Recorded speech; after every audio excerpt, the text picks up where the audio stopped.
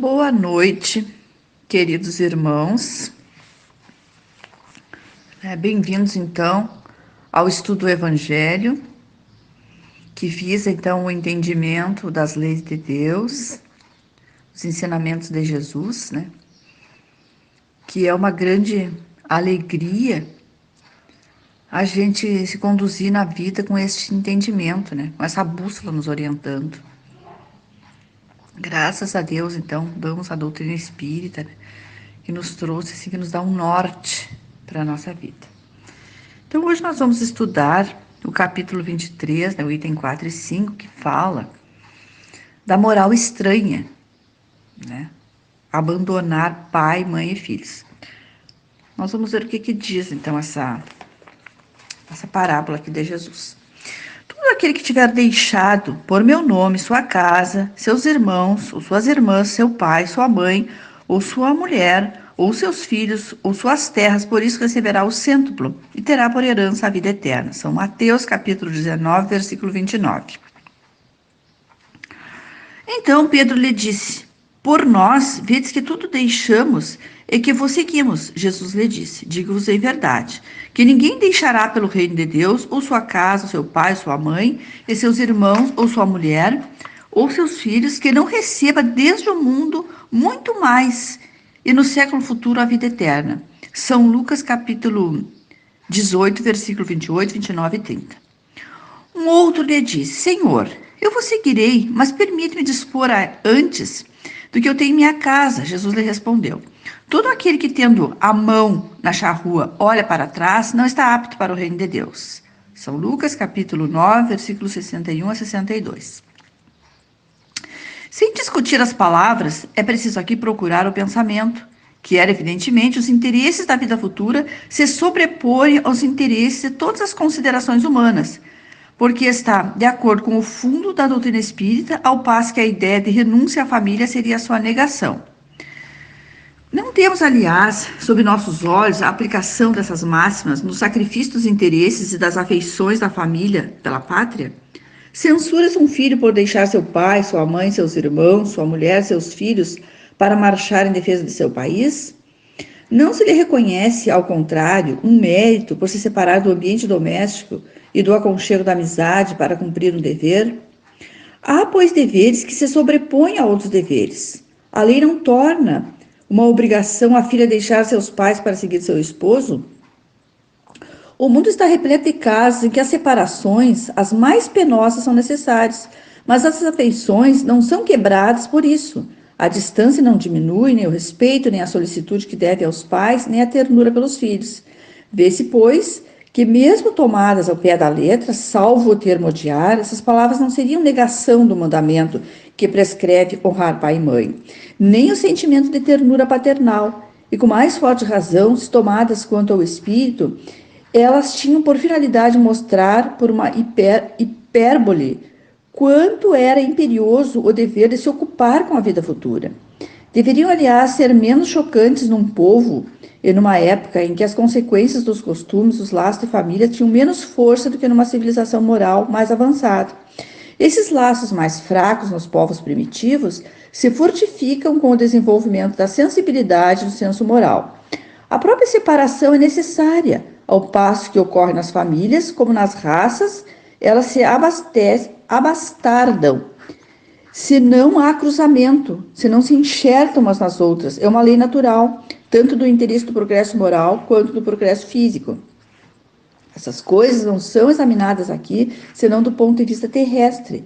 O Espiritismo nos vê-las de mais alto e nos mostrando que os verdadeiros laços de afeição não são os do espírito e não os do corpo, que esses laços não se rompem nem pela separação, nem mesmo pela morte do corpo, que ele se fortalece na vida espiritual pela depuração do espírito, verdade consoladora, que há uma grande força para suportar as vicissitudes da vida. Então, essa parábola se refere que os interesses da vida futura devem se sobrepor aos interesses de ordem imediata, que é absolutamente normal e não deveria ser estranho deixar por algumas horas do dia ou alguns dias da semana para buscar a evolução espiritual, os familiares, né? O grupo da família, para buscar um grupo de estudos, né? Ou um trabalho voluntário que possa nos beneficiar espiritualmente. Já que nós sabemos que a maioria das famílias, né, nem todos têm o mesmo grau evolutivo. Às vezes vem um espiritualizado, né, para que possa puxar os outros. E um deixa a família e vai buscar, né, a evolução espiritual. Então, esse abandono é momentâneo, né, e acabará trazendo, então, benefícios a todos. Um exemplo que eu tenho aqui, né, é o exemplo da oração. Há um tempo atrás eu busquei, né, a casa espírita e aprendi, lendo nas obras de André Luiz, o valor da oração. Passei a implantar no meu lar, o Evangelho no lar, e utilizar a oração. O que é a oração? A oração, ela cria fronteiras vibratórias. Ela não permite que espíritos menos esclarecidos possam penetrar no nosso lar quando é implantada a oração com seriedade, né? Então, aquilo ali beneficiou, né, toda a minha família, beneficiou todos. Era uma forma, então, de deixá-los por um tempo e buscar a evolução espiritual. Então, essa moral estranha, se bem analisada, não há nada estranho, né? Em razão de nós nos ocupando, deixar as questões de ordem imediata por algum tempo e buscar os interesses da vida futura. É uma questão de investimento, né, na ordem espiritual. Bom, as famílias de antigamente, né, elas eram patriarcais, né, e o pai é que decidia o destino de todos. Então, tinha tradições religiosas, preconceitos que a família seguia. Então, se um membro da família, então, rompesse com aqueles costumes, então era natural que se chamasse o abandono. Digamos que algum deixasse para trás, né, algum interesse para seguir as orientações de Jesus, que na época eram bem diferentes, né, as questões da família.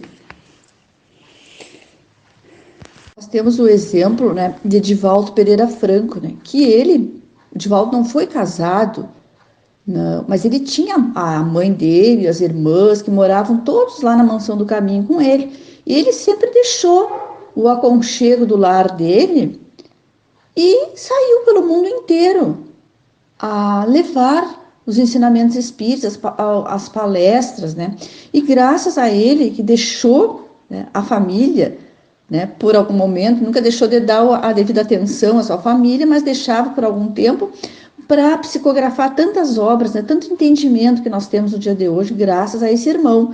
E a tantos outros espíritas, né, também, que se colocam nesse mesmo sacrifício, digamos assim, né, para a nossa evolução, para trazer evolução para um número bem maior de pessoas. Nós falamos agora que nós estamos, né, os espíritos nos trouxeram as informações, que nós estamos entrando na era de Aquários, da regeneração. Só que esse mundo de regeneração, ele é construído, né, dentro de nós mesmos, né, dos nossos corações. E então depois, vai ser refletir uma sociedade regenerada, mas nós temos que começar o trabalho em nós mesmos, né? Então, agora, esse momento que nos foi imposto, né, do fique em casa, né, eu estava refletindo esses dias, né, esse fique em casa, ele é mais abrangente, não é só ficar dentro da nossa casa, ele é um ficar em casa para a gente refletir, para a gente ver por que eu passei, por que foram as minhas atitudes dessas e essas não trouxeram resultados positivos, então eu tenho que modificar. Então, nos foi colocado esse momento, né, para a nossa evolução espiritual, esse momento que foi colocado esse vírus, né, de ordem material, mas também está nos proporcionando um progresso espiritual. Então a gente ouve falar as pessoas muito ansiosas para voltar ao normal, né? Como a gente ouve falar? Quando é que vai voltar ao normal? Mas talvez não fosse o normal, né? Talvez nós tivéssemos ainda que mudar algumas coisas, por isso estávamos caminhando na direção errada e tivemos que ter essa intervenção da espiritualidade. Talvez não estivesse correta a maneira que nós estávamos nos conduzindo, né? E foi preciso, então. Então, vamos agradecer a Deus, então, por essa belíssima oportunidade que nós tivemos de refletir sobre mais um capítulo do Evangelho, né? Que todos os irmãos da nossa Casa Espírita que acompanham este evangelho sejam, Senhor, beneficiados pela espiritualidade superior, que seus lares sejam protegidos, seus familiares, protegidos e amparados por Deus. Que esse momento, Senhor, que nós estamos vivendo de recolhimento, possa trazer para todos nós, Senhor, o benefício que nós esperamos, né? Aí a nossa evolução, nosso autoconhecimento, que possamos estar em sintonia sempre com Jesus, com o nosso anjo guardião, e sempre procurando, Senhor, fazer o bem da forma que nós tiver ao nosso alcance. Que a paz do Cristo seja com todos nós e que assim seja.